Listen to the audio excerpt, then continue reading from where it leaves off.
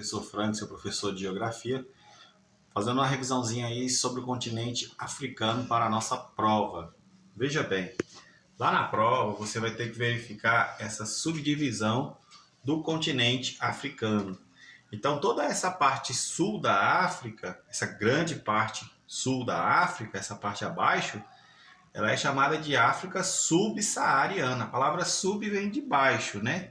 Saara quer dizer que é abaixo do deserto do Saara.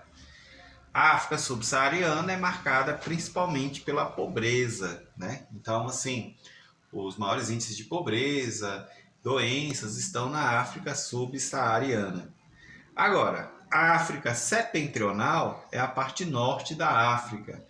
Ela é marcada principalmente pela presença dos países árabes, como o Egito, Marrocos, entre outros países que fazem parte da África setentrional ou África na parte norte, né? Veja bem, quando nós falamos em continente africano, é comum a gente sempre associar a questão da fome. Quais que são os fatores que justificam a fome no continente africano? Então nós temos muitos grupos étnicos que entram em constantes conflitos, então isso acaba acirrando o contexto da fome. Como nós temos no continente africano secas prolongadas, então uma boa parte do continente africano é marcado pela seca, então isso daí é um dos fatores que vai desencadear a pobreza na África, né? A fome. E a baixa infraestrutura agrícola. Nós ainda temos na África uma uma agricultura bem tradicional, bem rudimentar. Então, esse é um dos fatores que nos levam a compreender a questão da fome na África. Bom, quando se fala em África, a gente não pode deixar de abordar sobre o Rio Nilo, um importante rio, que é o segundo maior rio do mundo. Ele, inclusive, corta o Sudão e principalmente o Egito. O rio Nilo ele é muito importante para o surgimento dos egípcios. Então, as suas cheias anuais elas fertilizam as margens do rio e permite o desenvolvimento da agricultura. Então, todas as vezes que a gente ouve falar do rio Nilo, é muito comum a gente ligar o rio Nilo, ou o gigante da África, ao contexto da agricultura, principalmente no Egito, né? Bom, nós temos aqui duas questões que vocês terão que responder de forma escrita na prova. Uma delas é você falar sobre a escravidão na África. Você observa uma fotografia. Então, a escravidão que existiu na África, ela foi imposta pelos europeus. Os europeus chegaram na África no século XVI, né? Então, eles pegaram milhares de pessoas na África, foram deportados, né? O continente africano teve percas populacionais, enfraqueceram os reinos locais, né? Então você teve, veja bem, os europeus chegam no século XVI, retiram à força milhares de africanos, enfraquecendo o povo africano, né? Enfraquecendo esses reinos. Esses escravos, eles vão ser submetidos ao trabalho forçado, principalmente serão escravizados na África. Principalmente serão escravizados na América. Então você observa nesse contexto, a escravidão, ela resultou em um problema de enfraquecimento dos reinos africanos, levando milhares de pessoas a saírem da África de maneira forçada, principalmente para ir para a América. Então é uma das questões que você deve colocar, né? O porquê que a escravidão é um dos fatores que resultou no empobrecimento da África, nos conflitos, né? Você vai dizer, olha, foram os europeus que retiraram esses africanos de maneira forçada para que eles viessem trabalhar nas lavouras, nas fazendas da América, né? Uma outra situação que a gente verifica, um período posterior, é chamado de imperialismo, quando os europeus eles decidiram repartir entre eles o continente africano. Esse processo foi conhecido como Partilha da África. A Partilha da África, realizada pelas potências europeias, elas foram cruciais para que, na divisão do continente africano, a gente até fala que a África ficou muito semelhante a uma colcha de retalhos. Você observa os mapas dos países africanos, você observa que são mapas bem quadradinhos. Então, eles não levaram em conta os interesses dos grupos étnicos africanos. Eles não respeitaram os diferentes povos da África. Então, essa divisão feita pelos europeus de acordo com seus interesses econômicos, colocaram tribos rivais em um mesmo país, levando o continente africano até os dias de hoje ser um continente marcado por conflitos étnicos, por conflitos tribais, né? Você vai colocar então essa resposta de forma escrita. Bom, aqui agora nós temos um outro conflito que ocorreu na África do Sul, que foi o regime do Apartheid na África do Sul. Ele vigorou de 1948 até 1994. Então, o Apartheid ele segregava, separava negros de brancos, né? Então, com a ascensão, com a subida de um grupo político branco europeu na África do Sul, os negros ficaram exclusos, né, da participação política, ficaram exclusos do acesso à terra, né? Então, veja bem, trata-se de uma política de segregação, excluía os negros da participação política e restringir esses negros até mesmo de circular pelo país. Aqui você vê uma fotografia que fala ó, white area, área para os brancos. Então você vê que blank, né, está proibida a presença de negros nesta área. Aqui você nota uma outra imagem que fala, olha, não presença de brancos, de europeus. Agora essa parte aqui, essa outra entrada era uma área para os brancos. É claro que a gente não pode falar de apartheid sem falar de Nelson Mandela, o grande herói que foi um grande defensor da luta contra o apartheid. Ele inclusive ficou 27 anos preso na África do Sul. Vale destacar que vocês terão uma outra resposta escrita na prova, que é de acordo com essas imagens aqui. Aqui você vê a savana africana e aí você vai responder lá na prova, olha, a savana é uma vegetação muito parecida com o cerrado brasileiro, onde você vai encontrar girafas, leão, zebra e antílopes. O antílope é o veado que existe no cerrado brasileiro, com pessoas na África subsaariana que vivem da agricultura subsistente. O que é agricultura subsistente? Uma agricultura simples apenas para o seu sustento, né? Então você vai lembrar que a savana africana, você vai falar dos animais, você vai dizer que parece muito com o cerrado brasileiro.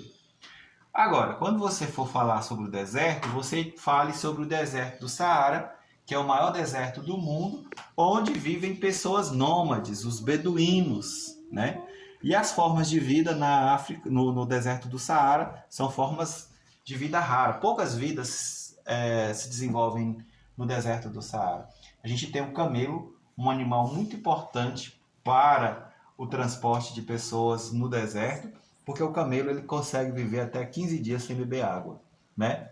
Agora, nós temos aqui nessa fotografia onde se mostra a figura dos grandes macacos, dos grandes gorilas, aí você vai lembrar da floresta do Congo. É uma floresta muito parecida com a floresta amazônica brasileira, até mesmo porque a floresta do Congo também é uma floresta equatorial. O clima lá também é um clima equatorial, marcada por chuvas muito fortes, assim como acontece na Amazônia brasileira.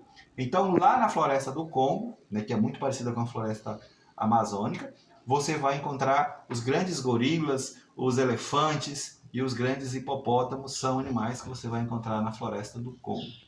Já na floresta mediterrânea, na vegetação mediterrânea, ela vai estar presente no norte da África, muito perto do mar Mediterrâneo, ali já na divisa com a Europa, e você vai observar uma presença de uma vegetação mais cheia de a floresta mediterrânea. Você vai perceber um ambiente mais pedregoso, com uma vegetação não grande, as árvores são pequenas, né?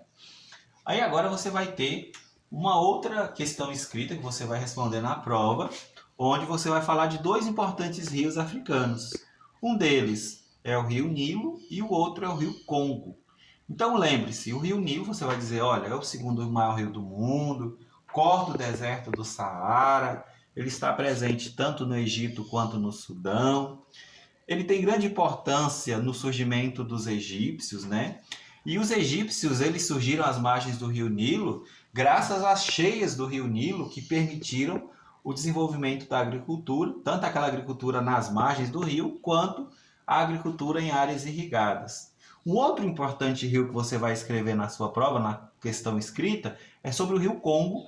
É um rio que está sobre uma área equatorial, então o rio Congo é muito semelhante à figura do rio Amazonas no Brasil, né? Então ele está numa área de floresta equatorial, o rio Congo, é um rio muito caudaloso, com um grande volume de águas, até mesmo porque essa região onde está a floresta do Congo chove bastante, então você vai ter um rio muito volumoso, muito importante para a geração de energia hidráulica, hidrelétrica às margens do rio Congo. A população, inclusive, utiliza esse rio para o transporte. Então aqui nós temos fotografias que mostram o Rio Nilo no deserto, né?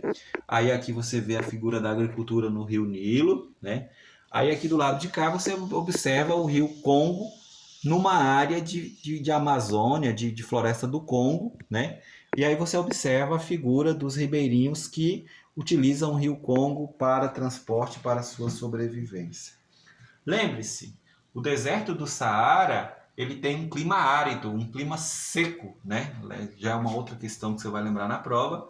O deserto do Saara, ele tem um clima árido, um clima seco, com uma grande variação de temperaturas. Então, durante o dia você vai observar temperaturas de até 45 graus e durante a noite você vai observar até 8 graus negativos. Professor, por que o dia no deserto é quente e por que a noite é fria? Como não tem nuvem, não tem umidade, então você vai verificar que durante o dia a radiação solar vai entrar com muita facilidade, mas durante a noite, quando a radiação solar desaparecer à noite, vai esfriar muito rapidamente. Então lembre-se, o deserto do Saara é marcado por um clima árido.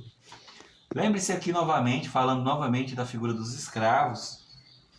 Durante o período colonial, lá no século XVI, milhares de africanos foram retirados à força dos territórios africanos, principalmente para trabalhar na América, onde eram submetidos ao trabalho escravo nas plantações de cana e também trabalhavam nas minas de ouro, né? Esse processo ficou conhecido como tráfico negreiro. Então, a saída de africanos da África para a América ficou conhecido como tráfico negreiro. Veja bem, meus queridos, vocês vão verificar que sobre a questão da água, nós vamos verificar que um dos fatores que limitam o acesso à água é a presença do deserto. Então, nas áreas de deserto, nós vamos ter pouco povoamento, baixo povoamento.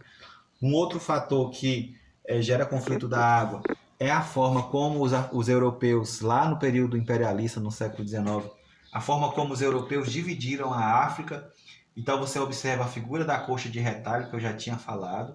Então essa imposição das fronteiras coloniais que os europeus criaram, colocaram muitas das vezes um país sem a presença de rios ou com tribos com tribos nativas rivais dentro de um país. Então isso faz com que a África seja um continente marcado por vários conflitos étnicos.